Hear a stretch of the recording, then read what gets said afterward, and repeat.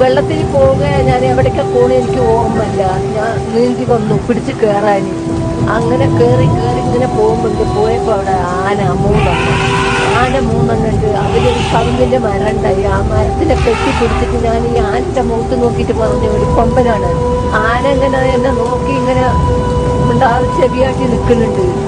അപ്പൊ ഞാൻ പറഞ്ഞ്, ഞങ്ങള് വലിയ ദുരിതത്തിൽ നിന്നാണ് രക്ഷപ്പെട്ട് വരുന്നത്. നിനക്ക് നല്ല മനസ്സുണ്ടെങ്കിൽ ആരെങ്കിലും വന്ന് ഞങ്ങളെ രക്ഷിക്കട്ടെ, എന്നെ ഒന്നും ചെയ്യരുത് എന്ന് എന്റെ കുട്ടിനെയും പറഞ്ഞത്. ആനിങ്ങനെ നോക്കി രണ്ട് കണ്ണു കൂടി ഇങ്ങനെ വെള്ളം വരിക. ആ മരത്തിന്റെ താഴെ തന്നെ ഞാനും എന്റെ കുട്ടിയും കടന്നു. മഴ, പെരും മഴ. രാത്രി 1:30 സംഭവിച്ചിട്ട് 6 മണി വരെ രാവിലെ ആ മരത്തിന്റെ താഴെ ഞങ്ങൾ കിടന്നു. ഞങ്ങൾ അടുത്തുനിന്ന് മാറിയിട്ടില്ല. ആന അവിടെ തന്നെ നിൽക്കുക. ഒരു ശല്യം ചെയ്തിട്ടില്ല, ഒന്നും അത് തിന്നിട്ടില്ല.